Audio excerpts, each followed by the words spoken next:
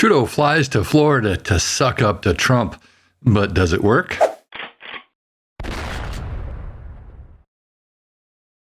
Welcome to my channel, y'all. I hope you're having a great day. So, of course, Trudeau flew down to Mar-a-largo on the weekend and he met with Donald Trump. And he did this because of all the pressure he's been receiving in the Parliament over the proposed tariffs and the threats to put tariffs on Canadian items by Donald Trump if we don't secure our border. But what did this trip accomplish other than, burning tons of jet fuel and putting a whole lot of carbon into the air? What did it really accomplish?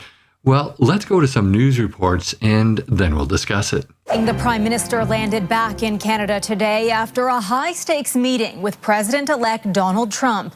The leaders met at Trump's Mar-a-Lago estate as he threatens to impose massive tariffs on Canadian products.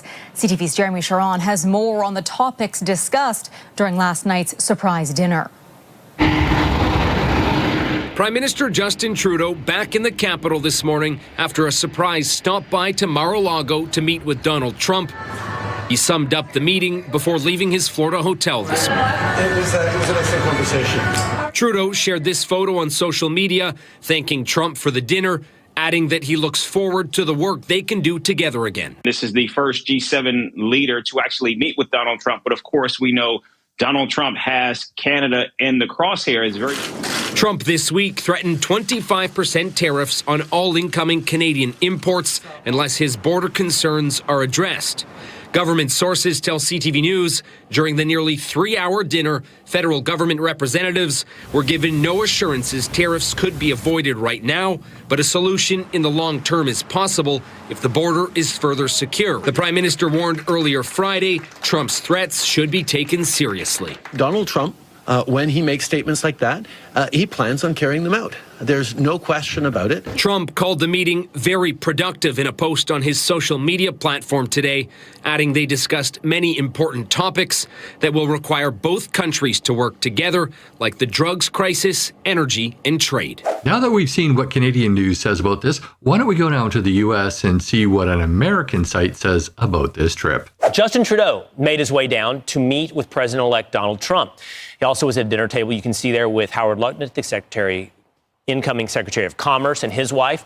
North Dakota Governor Doug Burgum, incoming lead of the Interior Department, and his wife, and Mike Waltz, Trump's choice to be National Security Advisor, along with his wife. You can also see there the Senator-elect from Pennsylvania, Dave McCormick. Trudeau brought some of his cabinet as well to have this dinner, where they wanted to discuss the proposed tariffs Donald Trump has talked about with Canada and Mexico. Yeah, this sounds like a super fun dinner conversation. Well, let's look at those proposed tariffs that were discussed at that dinner. 25% on Canadian and Mexican goods, 10% on all Chinese goods, 41% of total trade to the U.S.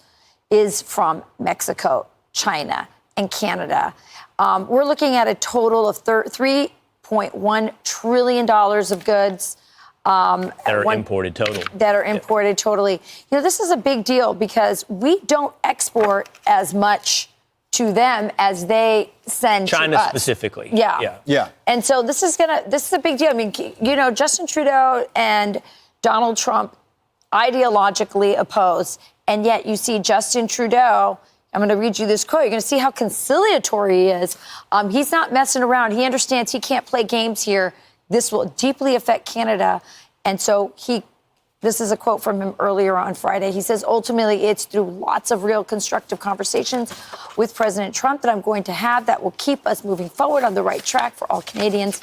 It's important to understand that Donald Trump, when he makes statements like that, he plans on carrying them out. There is no question about it. That could not have been written by Caroline Leavitt and been better for Trump. Like, that is absolutely what Trump wants people to hear and read. And maybe it was coordinated. I think he's genuine when he says that.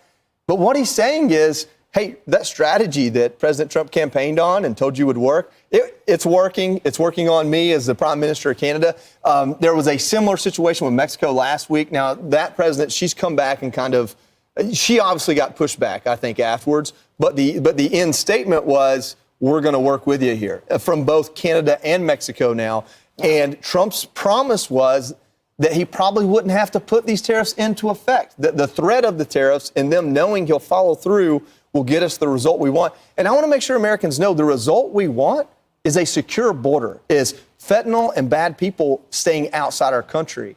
And I think that if our neighbors or our friends, like Biden wanted to say, then they should want that for us too. The border is one of the issues. The other thing is Donald Trump actually believes this could be a good revenue stream. He's talking about using the money from these tariffs to help pay for some of the tax cuts he wants to bring back, but more importantly, to lower the deficit, which we're at $35 trillion now. He's saying within a year we could maybe bring that back by over $1 trillion. Well, Stephen Moore, the co-founder of the Committee to Unleash Prosperity, was on Fox and Friends earlier to talk about these tariffs. I think the outcome is going to be positive for the United States and for Canada and Mexico. I mean, we all should join together. The whole Reagan vision was that North America would be a large free trade zone. Well, part of free trade cannot be allowing these chemicals and these drugs into our country. I mean, it's so obvious. So I think that what's going to happen, because look, Canada and Mexico have to trade with the United States. We do have leverage over them. And I think in the end of the day, they will cooperate. We will reduce the amount of these illegal drugs in the country, and every one of us will be better off. So I'm positive about this. I think it's going to be very favorable to the United States, and we're going to reduce this scourge of drug overdoses in our country. These particular tariffs, these specifically to Canada and Mexico, are designed to affect policy change. And that policy change is a more secure border. A week after the Mexican president met with Donald Trump to discuss this very issue, Trudeau rushes down to suck up to Trump. Or as a Conservative member of Parliament said, Mr. Speaker, the Prime Minister went to Mar-a-Largo to kiss the ring and returned with absolutely nothing. All while there's serious gaps in our immigration system. For example, there are over 260,000 unprocessed refugee claims right now in the system. The Liberals are paying out billions of dollars every year for hotels, food, and medical costs for these claimants. They're even allowed to work while they wait nearly 4 years to be processed. Why would people leave Canada voluntarily when they can hitch themselves to this NDP Liberal gravy train? Mr. Speaker, where is the Canada First plan to keep our borders secure? Yes, Trudeau flew down to Mar-a-Largo to kiss the ring of Donald Trump, signifying that Donald Trump is in charge, which of course he is, because what he does affects Canada's economy to a huge extent. So did Canada get anything out of this trip? Well, that's hard to say right now, but as the Fox and Friends host said, they don't believe that Donald Trump really wants to put tariffs on. He's using this as a negotiation technique. He wants to change the policy of Canada. And of course, that's what's going to happen. So is that foreign interference or is that international politics? I guess it's all the way you look at it. I think the main thing that this meeting showed us is just how weak Trudeau is.